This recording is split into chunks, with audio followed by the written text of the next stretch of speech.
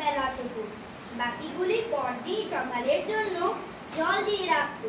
সব দিন পান্তা ভাত খেত বলে তার নাম ছিল পান্তা বুড়ি। একবার সেই গায়ে এক চোর এসে উপস্থিত। বুড়ির পান্তার সন্ধান পেয়ে সে রোজ রোজ তা খেতে লাগলো। চোরের জ্বালায় বেচারি তো অস্থির। একদিন বুড়ি রাজার কাছে নালিশ করতে চলল। যেতে যেতে পথে দেখলো একটা বেল পড়ে আছে। বেল জিজ্ঞাসা করলো, বুড়ি বুড়ি কোথায় যাচ্ছ?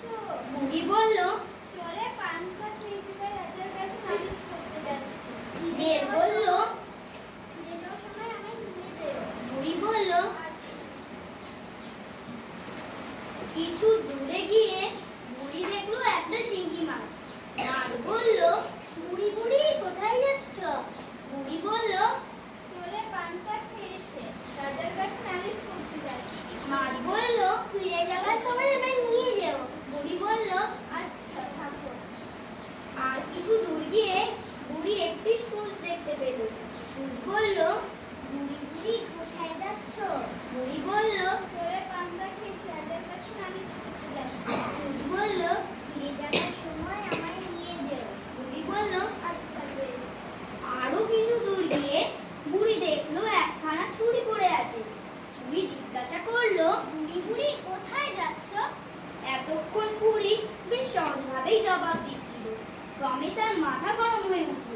ছুরির কথার উত্তরে সে বিরক্ত হয়ে বলল, যেথায় যাই না তোর তাতে কি? ছুরি বলল, রাগ করো কেন? একটা কথা শোনো, ফিরবার সময় আমায় নিয়ে যেও। বুড়ি বলল, আচ্ছা আচ্ছা সে তখন হবে। শেষে রাজবাড়ির কাছাকাছি গিয়ে বুড়ি দেখলো পথের ধারে একটা কুমির পড়ে আছে। কুমির বলল, বুড়ি বুড়ি কোথায় যাচ্ছ? বুড়ির মেজাজ তখন আরো বড়। বলল, তোর কি, যেখানে খুশি যাচ্ছি, জমের বাড়ি যাচ্ছি, যাবি? কুমির বলল, বাপরে বাপ, একেবারে যে আগুন।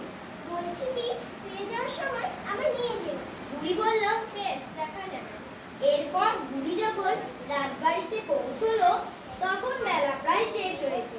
সেদিন রাজা গিয়েছিলেন শিকারে, কাজেই বুড়ির আর নালিশ করা হলো। ফিরবার পথে সে সেই কুমির, ছুরি, সূঁচ, শিঙি মাছ ও বেল নিয়ে এলো। শিঙি মাছ বলল, আমায় পান্তা হাঁড়িতে রাখো।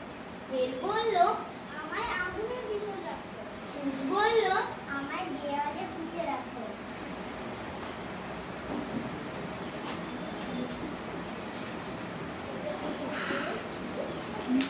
ছুরি বলল, আমায় উঠোনের ঘাসে গুঁজে রাখো।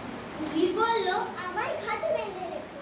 যার যেমন ইচ্ছা তাকে সেইভাবে রেখে বুড়ি রাত্রে ঘুমিয়েছে। এমন সময় চোর এসে উপস্থিত। সে যেই পান্তার হাঁড়িতে হাত দিয়েছে অমনি শিঙি মাছের কাটার এক খোঁচা। আগুনে তাপ দেবার জন্য যেই উনানের ধারে গেছে অমনি বেল পেটে চোখ অন্ধ। হাতড়াতে দরজার ধারে এসছে অমনি কাদায় পা পিছলে দড়া। আহা, বেচারা তার শাস্তির শেষ নেই।